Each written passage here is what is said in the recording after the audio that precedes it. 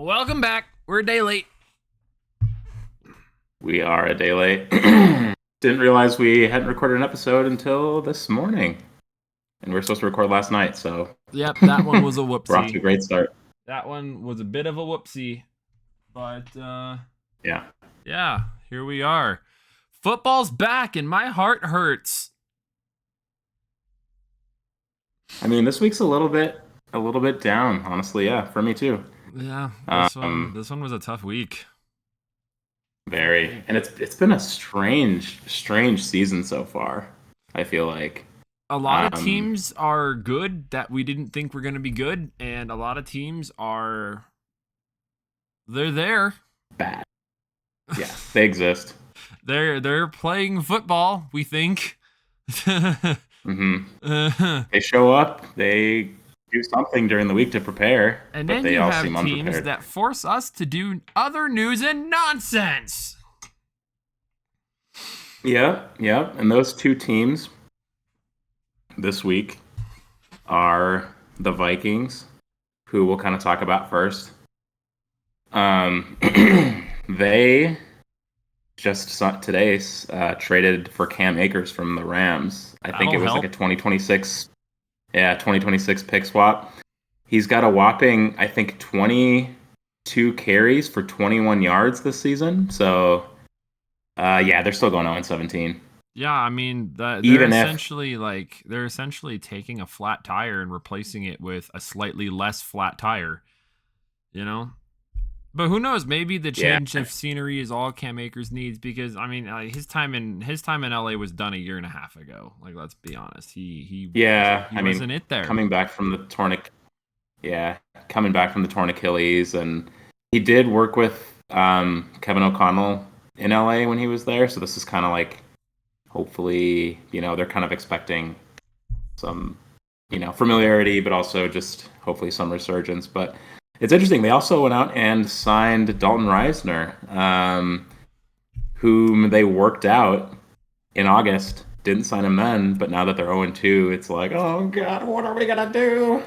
Well, this shows that I don't know shit about fuck when it comes to football, because, I mean, Dalton Reisner, he was in Denver, and I was a fan of him when he was here in Denver. I don't really think he got that much of a fair shake, if you can even call a career in the National Football League a fair shake. I don't think he really got one. So I'm actually excited for him. It sucks that it's going to be the Vikings and he's not going to win a game this season, but I mean, hey, I'm still glad he's playing, getting paid. Good for him. Yeah, I mean, I have nothing against him. I just think it's so what didn't he do in August that all of a sudden he's going to do for you now? Or what did you hope you were going to get from someone else that you didn't end up getting? I think it's about that, honestly. I think it's about, because, I mean, I don't really see Kevin O'Connell as much of like a player's coach guy. So it just kind of feels like there's a culture of like, oh, you suck, you're done over there. That's what it kind of feels like, because it seems like players over there are really kind of frustrated right now. And I think a lot of that can come from pressure too. Like, yeah, they want to win, but especially after the season they had last year. But I think there's some pressure there coming from coaching. I mean, you got to think so, right?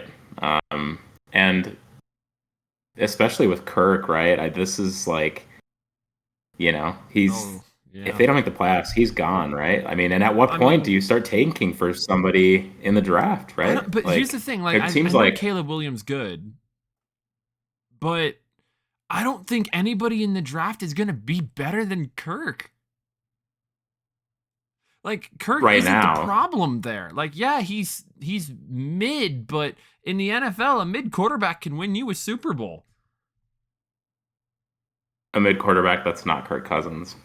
I don't know. Look at his contract too. He's paid way too much money to underperform. He's paid way too much money. But you have to look at the defenses that he's had too. The second best defense he's ever had was ranked 22nd or something like that. It's like something ridiculous. It's like he's never had a good defense around him. Like, he's not the problem over there. Their problem isn't Kirk Cousins right now, I don't think. Because, like, he's getting harassed right now. Mm-hmm. So. Yeah, I mean, there's something going on there, whether it's personnel-wise or call me stuck. Something not working. Call me stuck in the past, but throwing 2 yards on a 4th and 8 in the playoffs. Sorry. At that point, I would have just politely shown him the door and not even had him come back. And this is why neither of us are coaching football, because I might even be a little bit too lenient. I would say, like, yeah, that was just like what a dud, like what a Kirk Cousins way to end your season, but he's still not the problem there. I just think, I don't know why we're rambling about the Vikings so much, but I just think he needs to take a pay cut in order for them to. Somebody has to talk about the Vikings. True. Someone's got to at least mention that they're still an NFL franchise. We've done our obligatory Vikings hatred, and they're going to suck eggs this week. Let's move on. And one more thing, Justin Jefferson cost them the game last Thursday. All right, moving on. Bears. No. I want to talk about this for a second. After all of that shit that was talked about Justin Jefferson being like so pissed off in Minnesota and like needing a new contract and blah, blah, blah, blah, blah, and he does that? Oh, I love the Vikings. It's just a gift that just keeps giving. They really are, and it's usually these NFC North teams, and on the fly here, I think there's another team I even want to add to talk about in the non-important nonsense musical clown show we got going. Let's talk about it. So we'll transition to Da Bears. Da Bears, because Da Bears. Did you know, Jared, that before the season started? And this stat comes from PointsBet. Did you know Justin Fields, out of all the quarterbacks, was, this is such a dumb, this is so dumb, I don't even know why people would consider doing this, that I can't even, speak. When people went to vote for the MVP of the league this year, and they were voting on a quarterback, Justin Fields was the number one choice. They voted for him over... and you know what's funny? I bet Barstool Big Cat was leading that train too. That fucking clown. God. You are fucking stupid. Oh my God. Now, you arrogant ass Bears fans, you fucking fools, are now costing the rest of us money. What are you doing? What a clown show over there. Oh my God. It's the classic Bears offseason, dude. They hype up some scrub who they've been hyping up now for 3 years, telling us that fans were bad. Woo! How about them Bears? I know.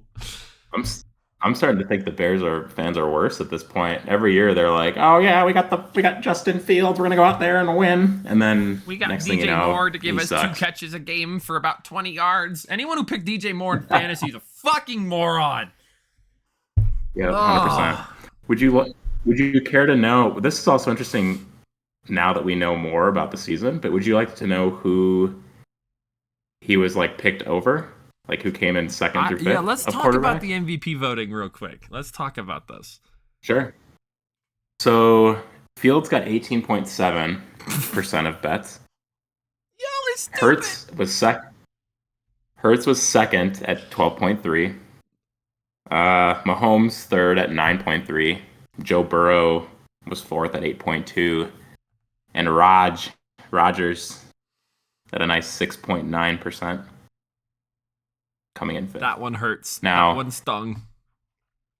Before the season, the crazy thing is okay, what the fuck are people thinking picking Fields? And now, honestly, if you bet on Rodgers 4 plays into the season, your bet's fucking cooked. Yeah, that one's the worst one so far. Hurts, Mahomes, and Burrow. They all stink right now. Yeah. I wanted you to say it. The Eagles are 2-0, but Hurts ain't playing so good. And Mahomes really ain't playing so good because he's got some guys who don't know how to, hold on to some stuff. They got some nut tuggers over there who can't hold on to a ball.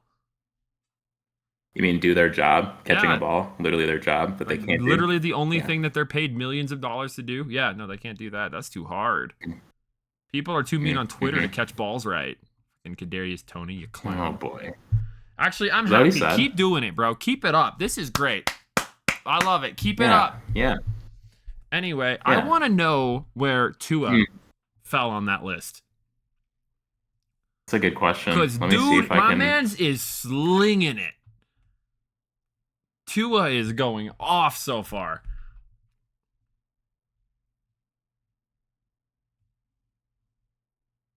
I feel like this everyone article kind of doesn't. forgot about him when they were talking about the MVP. I think people were so kind of like concerned with like, where is Tua gonna be health wise? They forgot that the dude's gonna be like.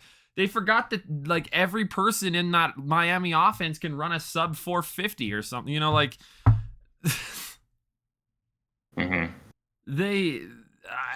where's Tua? Dude's been killing it. I honestly think he's the front runner right now. Like, who else is playing better than that guy? Yeah, I mean, I agree with you, but I just think at the beginning of the season, you wouldn't pick somebody who had 3 concussions in like 16 weeks or whatever it was. I feel like the guys who love to bet underdogs would have thought Tua would have been like a great pick. He's gonna be like he's gonna be good this year as long as that offensive line can hold up, because he's not taking a whole heck of a lot of sacks this year so far either. Like, well, you know who they voted for? Up for. Well, they voted for Justin Fields because they're stupid. But like the guys who actually know what they're doing, you know, what if Justin Fields puts it together and throws for 6,000 yards this season? What if that happens? No, because that's how the Bears fans are thinking. That's how the Bears fans have to be thinking in order to justify that. Like, they had to be thinking this man was going to throw for 6,000 in order to get an MVP, because like there was no way in hell. Yeah, he's got as many touchdowns to defenses as he does to his own team.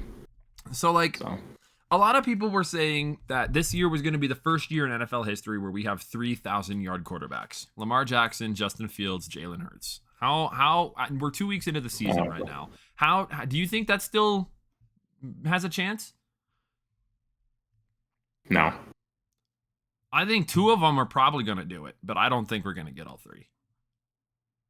I think Fields is going to get benched before he even has a chance to do that. If he keeps playing like he is, dude, they're not going to keep unless just keep the kitchen on fire, man. I say it as a Broncos fan who never benches their starting quarterback who makes too much money. Like, fucking keep it cooking. See where it goes. He's still young. He's a rookie. I agree, man. Let him cook. Let Fields eat, agree. bro. I mean, I don't. Yeah, he's not a rookie. He's on his rookie deal. Yeah. I mean, I think the Bears are too dumb not to bench him, but I mean, which also adds to our enjoyment. At this point, he's in year 3. He's either gonna get it or he's not. What are you gonna gain by benching this guy? He's not gonna win you too many games to stop you from getting a high draft pick. So, you know. But they'll just trade it away again. Well, see, they had an MVP caliber quarterback, didn't you know? Oh, right, yeah. That's right. It's all starting to come together. We're on to you, Bears fans, you fucking clowns. We're on to you. Yes. Yep, we are. We are. Big Cat. He was in shambles today on their podcast. I don't watch it because I don't want to give him any airtime, but I saw a clip on Twitter and he was like, you know, maybe Fields isn't the guy. I spent all summer hyping him up. Maybe he's just not the guy. It's like, dude, I knew this 2 years ago. How dumb are you? Yeah, no, like, sorry. Fucking blinders, Justin dude. Justin Fields is not Josh Allen. He's never going to be. Stop trying to make him into Josh Allen. He's shown no progress whatsoever. I mean, but also, like, nope. I will say this in defense of Justin Fields. They're not doing what works, right? They're trying to scheme him into a pass-first offense that he's just not meant to play in. Let the guy run. That's what worked last year. That's what got everybody so fired up. Let him run. Let him go for it. But it worked so well that they had the worst record in the league. But it's better than what they were doing before when it was pass first. It was way better. So, like, at least it was exciting. You can say that. You can say it was exciting when he ran, because dude could make some plays. It just ain't happening this year. People figured it out. Oh man, I could just roast Fields for an hour on this podcast and call it an episode, but I think the other team we got to put on watch after Sunday is the Lions. Oh yeah, are the Lions frauds? Showing up in ski masks. Their fans are showing up in ski masks. Maybe they should have put the paper bags back on, because yikes. Now, Come on, man. this The was a first year, the first. this is a trap Nah, game, hang bro. on. This was a trap game. Hang on. The first year that they sell out all of their home games in like how long? Maybe in franchise history, I don't even fucking know. But that's like some kind of a stat, and it's your first home game of the year, and you come in and lose. Not just Come on, lose, man! lay an After egg. the week where they're like, I don't even know what the hell all that ski mask stuff was about, but it seemed to like try to show intimidation or whatever. It's like, oh, that didn't fucking work. So So this was I'm a putting them trap on game notice, for them. man. This was a trap game. They were meant to lose this game. They always were meant to lose this game. They like the Lions. They were buying in. They just beat the Chiefs. They were like the talk of the league. People were putting them as like the best team in the NFC. You know, other than Dallas. And like people were hyping them up. They needed to be grounded a little bit. They're still a young team. That team is still like they're not used to winning. They need to learn how to lose just as much as they need to learn how to win. So this was a trap game. They'll be fine, I think. But look out. Look out. Mm-hmm. Mm-hmm. You're on notice, Detroit. You're on notice. Maybe Just you should saying. notice yourselves before you take another L. Just lock it up. Lock it up, Detroit. You can do it. So, but there is Oh a man. team But that I yes. had on notice that went out and correctly predicted lost. You want to guess who it The was? Broncos. Your Green Bay Packers. When they win, they're my Packers. When Yeah, they they lose, they're your lost. Packers. They definitely fucking lost. Let's Oh talk man, about I am this. really Let's frustrated. talk about this game. Now, I only got to really watch the fourth quarter of this game. So, walk me through it. What's the course of emotion that was going through your head as Green Bay jumps to an early lead and just proceeds to completely shit all over themselves? I mean, I thought they shit all over themselves on the first drive when LaFleur, who then blamed his kicker, couldn't fucking call a timeout as the play clock was expiring on 4th and 1 or whatever it was, whatever yardage it was for a 51-yard field goal. Took the delay of game. Then it was 56 yards, and you're in a dome, and you don't even let your rookie kicker, who's got a leg, like the week before he kicked that 52-yarder outdoors in Chicago. That thing would have been good from like 65, 70 yards. Like, let the kid try it, So there's 3 points right there. That's the game. If they just call that timeout and fucking kick the field goal and maybe make it, like, then they probably win. And then after the game, LaFleur was like blaming, oh, we can't, he just can't do that. We can't have that. It's like, hang on, man, aren't you a coach? Don't you have the power and authority to call timeout? Or are you just not looking at the play clock? Yeah. Dude, that's the first of many complaints I have about him today. Air it all out. Get it all out of your system. Let's go. We got some Packers therapy going on right now. So my second really just just can't fathom this is, well, I mean, I can fathom it, but I just can't, like, no in-game adjustments to stop any of this. But Bijan Robinson, holy cow, 19 carries, 124 yards, and then like he definitely caught some passes too. It's like, how are we not? How are you not adjusting your game plan to try and stop this guy? There was a play. It was like 3rd and 3 or 4th and 3, and they had Devondre Campbell, fucking linebacker, lined up like 3 yards behind the line of scrimmage trying to cover this guy. And of course he converted it. Like, he ran a quick slant route, got the ball. And it's like, I mean, I predicted that was going to happen before the play even happened. It's like, how does this continue to happen? How does LaFleur continue to let Joe Barry coordinate this defense? It's fucking atrocious. Well, actually, I know why, because he doesn't have any fucking balls and he just doesn't do anything. And blames everyone else but himself. Gives generic answers in press conferences, man. I'm so fed up with him. It's the same shit every year.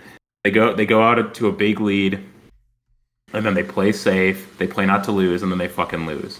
Happens every single time. Also, Jair Alexander did not have a great game. He got cooked, and he dropped a pick six. So just gonna own that and say, like, every superstar has a bad game, and hopefully he can come back next weekend against the Saints and ball out. But man, just frustrating when you're up by 12 in the fourth quarter and you can't hang on to a lead and you get like 16 total yards of offense or whatever it was. And that's what you saw. Like, yeah. And at that point, so I was a little, I don't want to say I was optimistic about Love, but I was like, oh man, like another game where he's just managing, not throwing interceptions, like getting tutties. That's great. And then the fourth quarter happens. The most important time of the game to get drives going. And granted, LaFleur called like 3 run plays with A.J. Dillon up the middle in a row, so that didn't help anyone out. And of course, A.J. Dillon like tripped over a blade of turf and fell backwards practically on 4th and 1. But Jordan Love, like in complete shambles. He tried to force a ball when there's a wide open receiver on the other side of the field.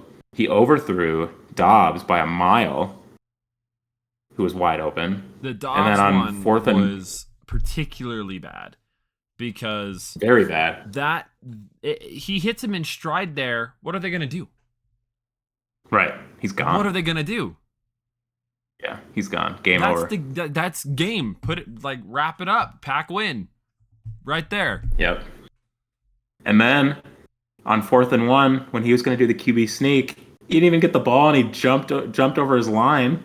And then after the game, he's like, "Oh yeah, like I said the wrong thing. I was supposed to say this thing. I didn't say anything, or I've said the wrong thing." It's like, wait, so when the game's on the line, when you need a yard to continue the drive, and that's when you mess up. It's like, dude, we cannot have that. We cannot have you in shambles in the fourth quarter doing shit like this. And then the Falcons, of course, get the ball back, but the defense can't stop them. It's like, shredded cheese out there. The defense, let's talk about the defense, because I saw a defensive line that needs to hit the fucking weight room. Oh my Lord.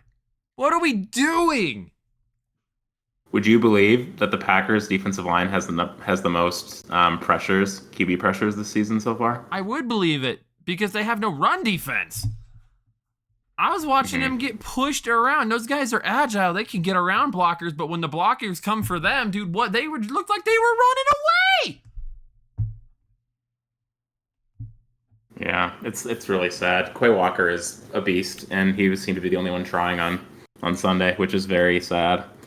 I just like if I'm defensive coordinator fucking dunce cap over there, I'm just working run defense all day.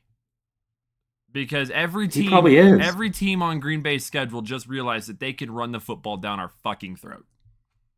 Yep, pretty much.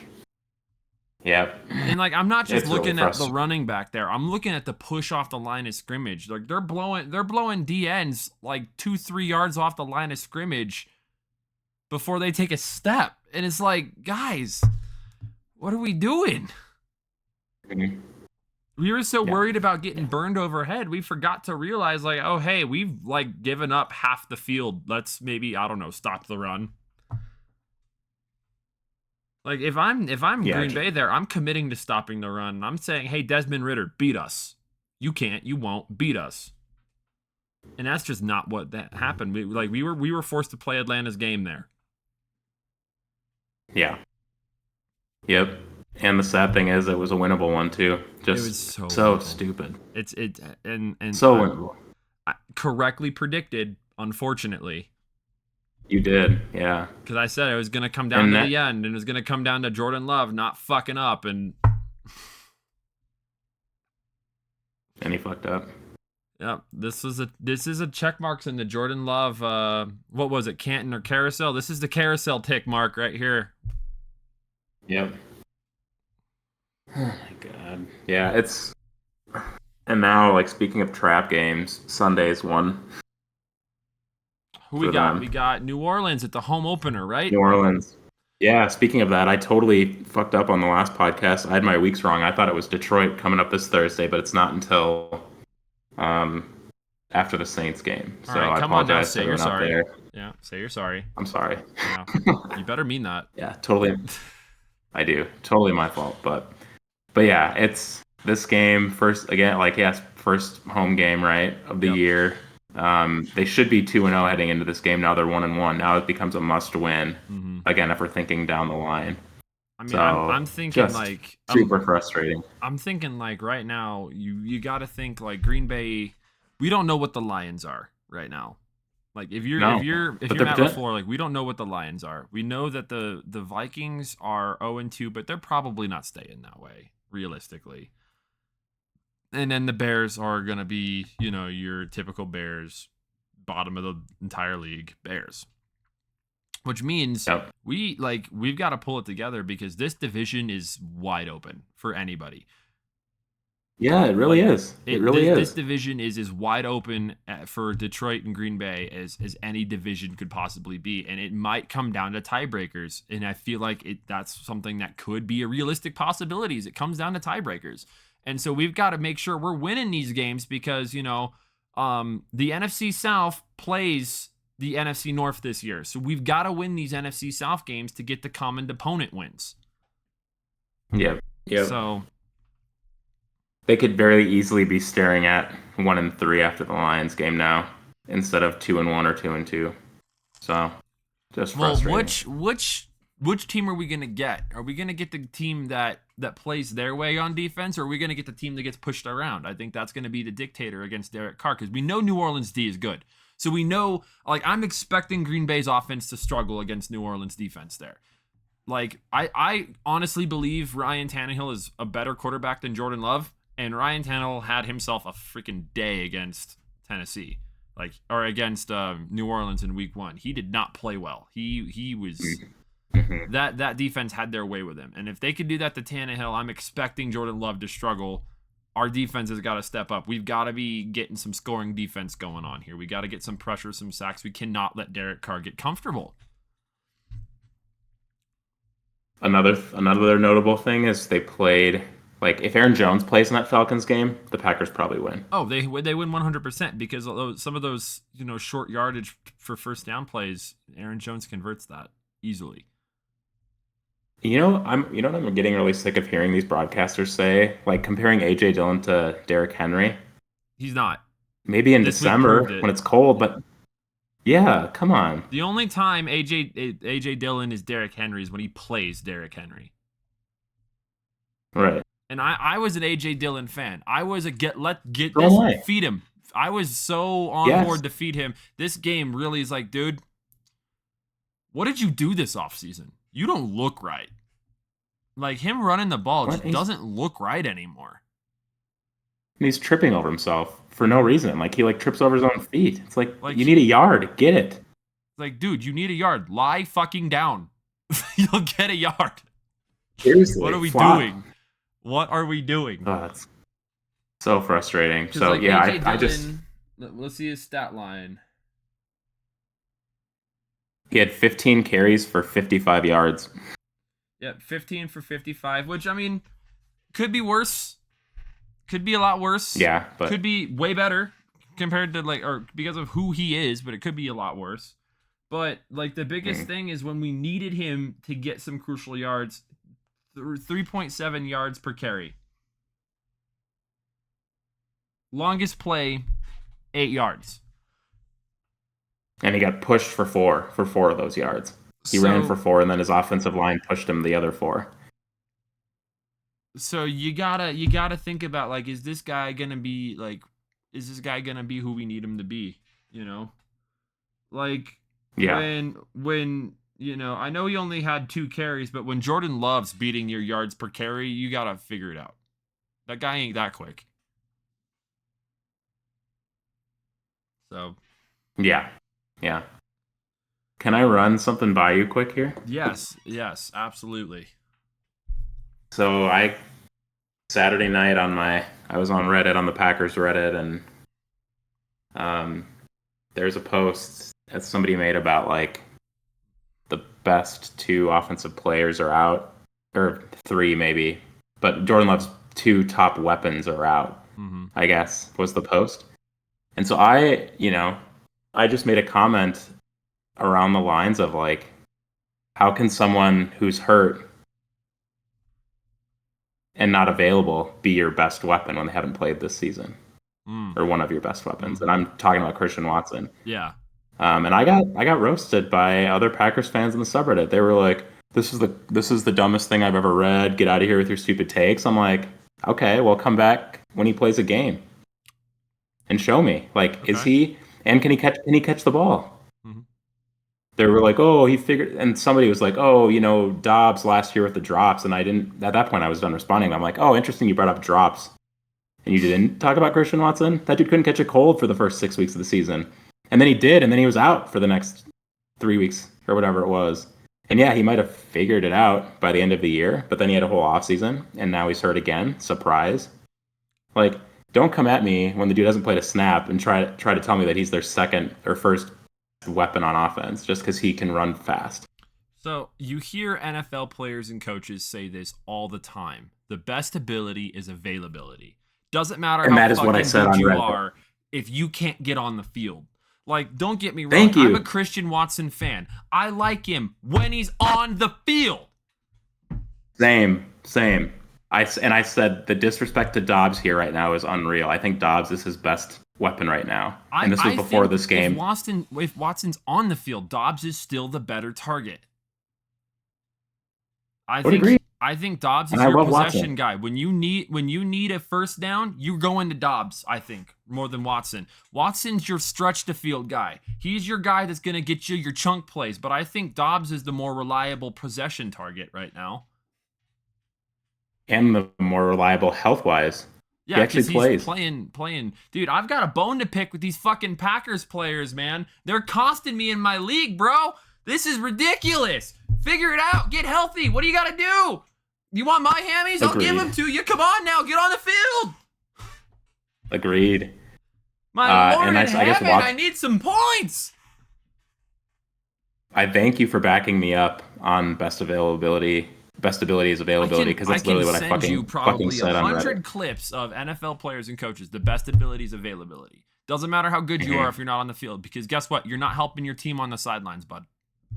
That's literally the point I was making, and I got fucking shit can roasted by these fucking idiot clowns on Reddit. So shout out to all you morons that were trying to argue with me on a Saturday night, because you were wrong.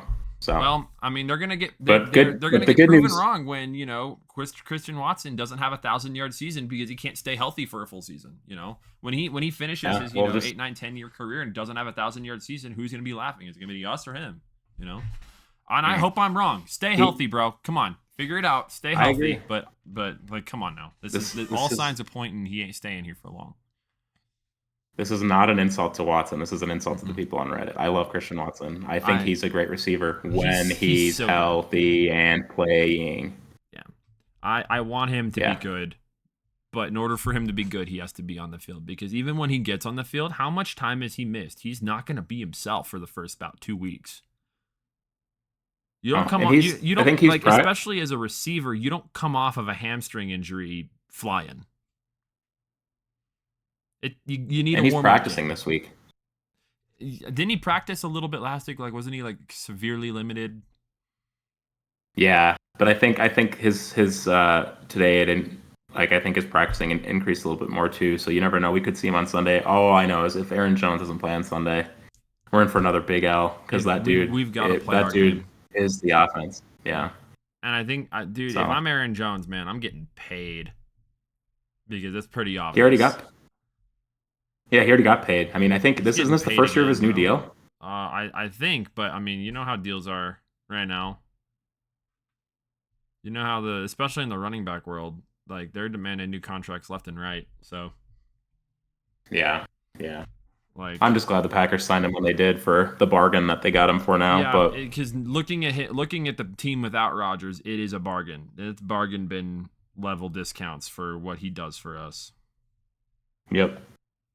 But yeah, so I think I still think my predictions will hold true for the next 2 games. I do think the Packers lose both of them at home, unless Jones and Watson can play.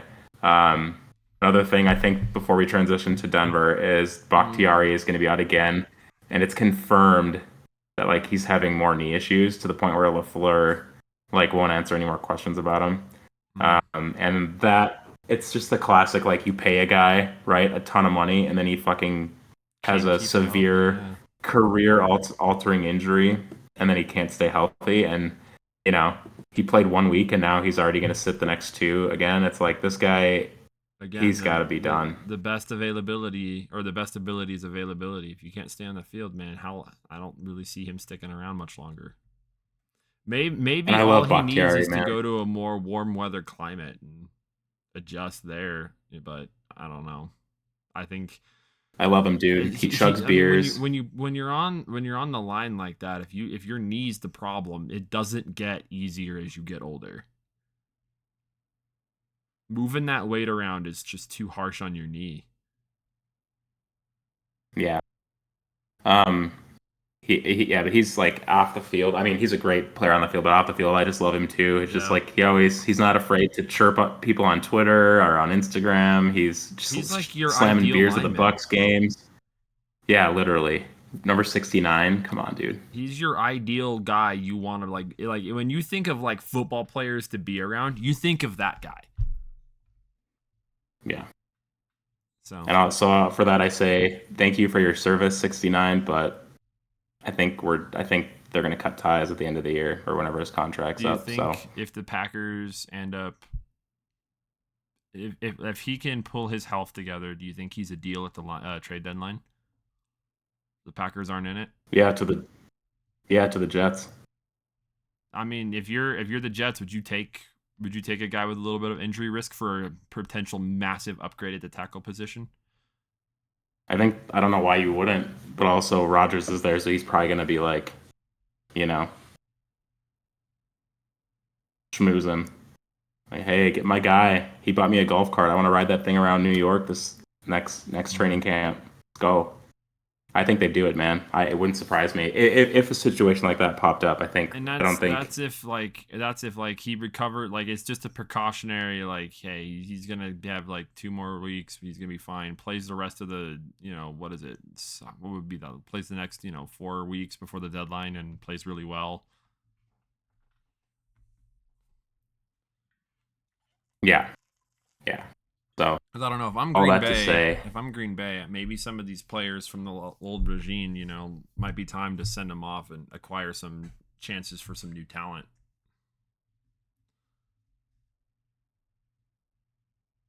Yep, I agree with you. So, that's a lot of hypotheticals there because like they have to be bad. There's still a potential that by the trade deadline we could be number 1 in the North. The North this year could be the NFC South of last year, where you could win at 8, like you could win a division at 9-7 or 9 and whatever, 9 and 8, 9 and 8, yeah, or 8 and 9 maybe. like that could be our division this year, depending on what happens here with Detroit. Because I think right now, if Detroit can pull it together, it's their division to lose. Yep. So, agreed. But yeah, so why don't you kind of? All right. I'll give you the floor here to kind of ramble and. I'm going to start this off graciously. I'm going to start this off graciously. Sam Howell, you might be a guy. I think he might be a guy. They're over there for the old commies. I think they found themselves a quarterback who can, at the very least, take them to wild card berth. I think he's got a ceiling on him that everyone might have underestimated. He might be the guy. He might be good. Watching him play, he didn't really ever lose his cool in that game. He just kind of like Denver's defense had its way with him in especially the first quarter, but the first half in general. And he came out there in the second half and just said, "You know what? Beat me. I dare you." And they couldn't. And so he might be a guy. That's like what you want in a quarterback, and I was really impressed by him. That being said, Denver's defense, what the fuck? We're supposed to be good. What was that? Oh my God. You made Sam Howell look like fucking Tom Brady, dude. What are we doing? Vance Joseph, fire yourself. Retire from the league. Be done. You fucking stink. golly, that was a frustrating second half of football to watch. We could not do a damn thing. How are we going to jump up to a 21-3 lead in the first quarter and blow it?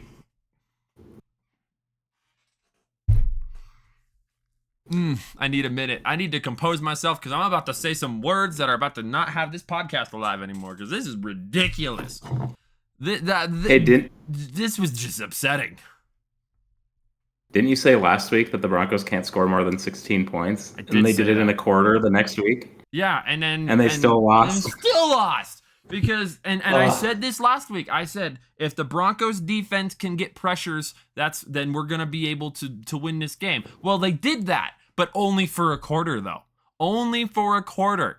And I also have a bone to pick with whoever's making the personnel decisions for who's dressing for which games. I don't know if that's a Vance Joseph decision or a Sean Payton decision. Why in the flying fuck are we only dressing 3 safeties a game? What are we doing? Why are we only dressing 3 players at one of the most dangerous positions on a defense? Because guess who? Kareem Jackson got ejected again.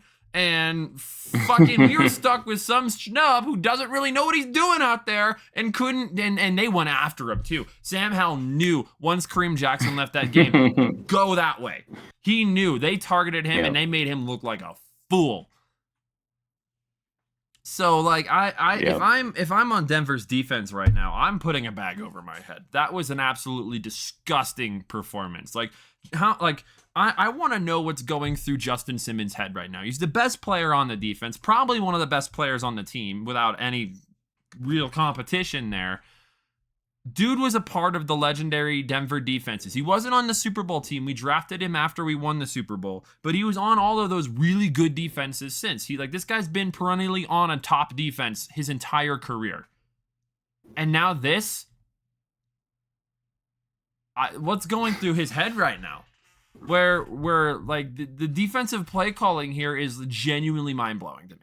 I have no idea what Vance Joseph is thinking most times because we're just leaving shit just wide fucking open. I don't know if it's just they're not executing the scheme properly, but I just think it's just super bad situational defense from Vance Joseph.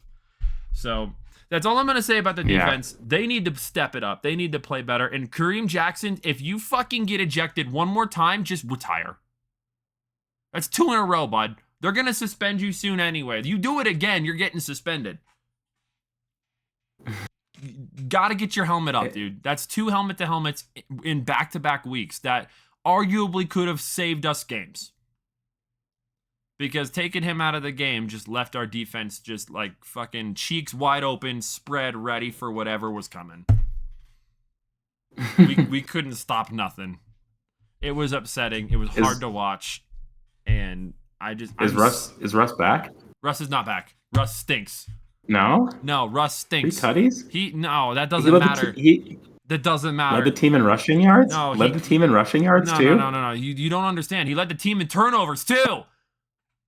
9 yards a carry, bro? 9.4? He's cooking. He's cooking. There was a Russ fumble 9.6 in the second yards quarter. A pass? I just need you to listen here because there was a Russ fumble in the second quarter where, yes, the refs missed a pretty blatantly obvious face mask. Shouldn't have counted. Whatever.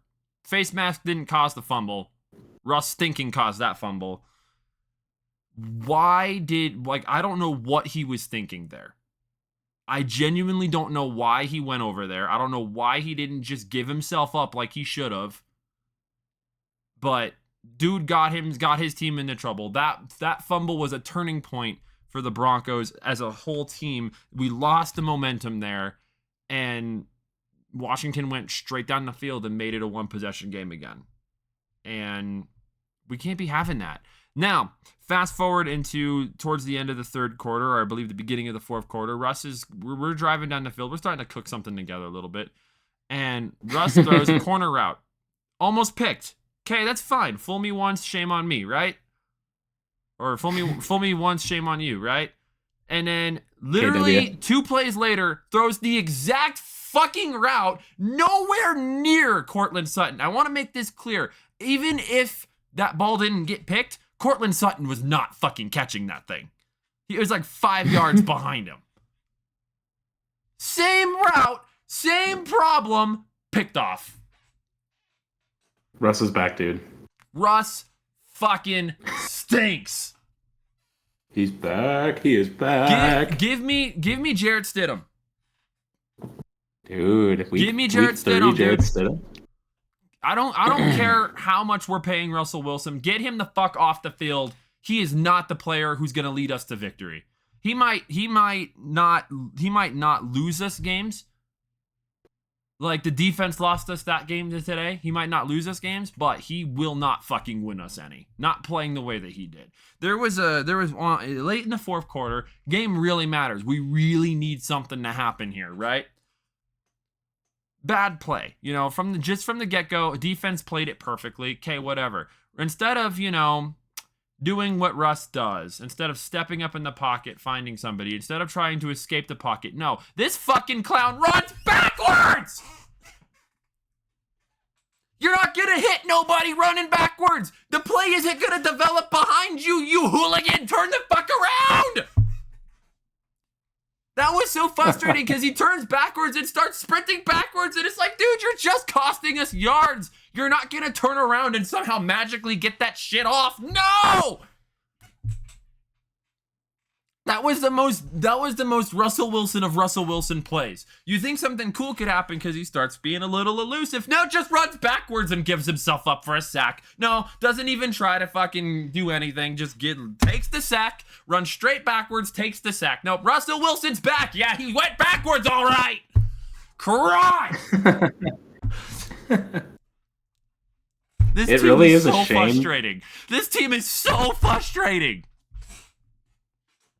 It's really a shame, too, that all the fans are showing up for 2 home games in a row to start the season. Like, you think you can get off to a great start, and then this happens. And now it's like, then they're going to Miami next week, right?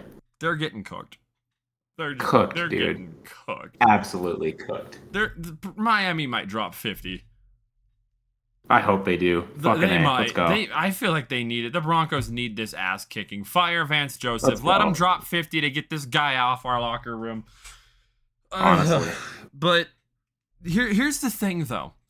And this is why it's so frustrating being a Broncos fan. Despite all of that, it was still a 1-possession game. Mm-hmm. And we were able to throw a Hail Mary. Hail Mary, cooked. Now, this Hail Mary in itself was a heart attack. Did you watch this play? Oh, yeah, I watched it. It was like 5 yards short of the goal line. You watched all 6 times that ball bounced up in the air, waiting for someone to just swat it down or not catch it or drop it or pick it off. No, it gets caught, touchdown. Hail Mary successful. Down by 2. Dime. Now, dime. Not a dime. That was like 50 fucking cents because it bounced around so much. But here's the kicker. We have a run-first team. That's pretty obvious because we had 3 and outs where we didn't pass the ball at all. We're a run-first team, right? We've got Javonte Williams. He's pretty good. He's pretty, hard-hitting. He breaks a lot of tackles. Really a guy you want to run between the tackles on I don't know, maybe like a 2-yard-to-go situation. No. Instead, we give it to the guy who can't complete, a fucking screen pass sometimes or decides to sprint backwards for no reason and give himself up for sacks. No, we give it to that guy. And what does he do with it? Throws a fucking duck. All right, now, I know there was PI that was missed. I know that they blatantly missed a PI because Cortland Sutton can't get a PI call if his jersey literally got ripped off of him. He still wouldn't get the PI call. But he wasn't going to catch it. That was a duck. He wasn't going to catch that. And so we get all the excitement of a Hail Mary, only for not 10 seconds later for us to fall flat on our face, defeated in our misery, drinking our mile-high beer. Just sad.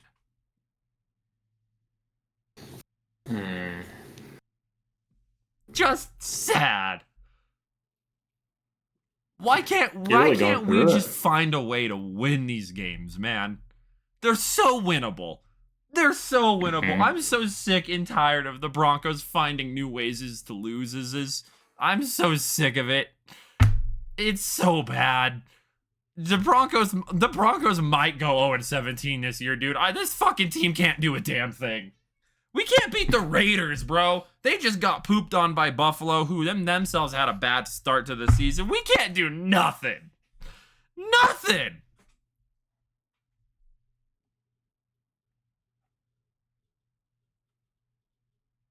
Nothing.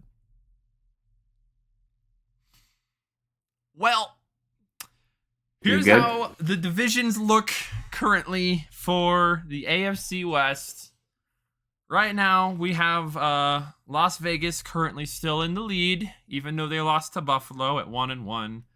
You've got the Chiefs right behind them, also at 1-1 with their win over the Jags. Then you have the Chargers at 1-1, or the Chargers at 0-2 because they also find creative ways to lose games. And then you have the Broncos, the 0-2 Broncos, who might go 0-17 because we fucking stink. We've got Miami next week. There's no chance that hell freezes over and we win that game. They're going to drop 50 on us. Vance Joseph's going to be fired. We're finally going to be free of that era of terrible football. Then we might have a chance of doing something, but it is not going to happen. They're going to keep him around because, he's a player's coach. And then we're going to go 0-17. For the AFC North, the NFC North, you've got the 1-1 Detroit Lions, the 1-1 Green Bay Packers, the 0-2 Vikings, and the 0-2 Bears. Bears. That division's wide open for the taking. You've got New Orleans coming to town. Green Bay's defense is really going to be the key to that game. Are they going to be able to make Derek Carr uncomfortable enough to make that defense go out and make a play? Is Jordan Love going to be able to outsmart the most rudimentary New Orleans defenses? Stay tuned and find out, folks. I can't fucking wait! Packers are going to be 1-3 by the time that Detroit Thursday night game is over, and I'm going to be absolutely in shambles. In fucking shambles when Join they the lose club, it too. pal! Join the club! Man. I think we started this podcast a few years too late. I think we did too, buddy. For Green Bay. And for Denver. We started this podcast about 8 years too late, man. You remember 2015 when the Denver Broncos won a Super Bowl and the Green Bay Packers were good? Do. You know, that was the year between, two NFC championship appearances, man. What a time to have started our podcast back then, man. Golly. And if you'd have told me then that the Packers still hadn't won another Super Bowl, I wouldn't have believed you. I would be right there with you. I thought for sure they would be winning another one. Or at least going to another one. So. Yeah. But here we are, alas. 0-2 and 1-1. Alas. Football's back. It's back, man. Yeah, great times. Football's back. It took 2 weeks to break our spirits. Only 2. For the love of God, Aaron Jones, I will give you both of my legs, which are not strong, but might be stronger than... No, they're just not strong. Just take my hamstrings, please. Fucking A. Well, folks... We need to win on Sunday.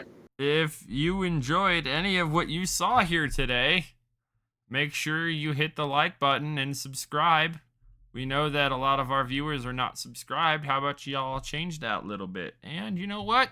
Maybe you know some Green Bay Packers fans or some Denver Broncos fans who have similar or maybe completely different opinions. Let us know in the comments and then invite those fuckers to watch. Yes. Spread the word. And shout out to the weekly watch. Shout out to the weekly watchers and the subscribers because we know who you are and thank you. We know who you are. But also the people that haven't subscribed, we know who you are. But also, it's free. What are you waiting for? Yes. Well, folks, better luck next week. Same place? Same time. Maybe different time. Who knows? See you then.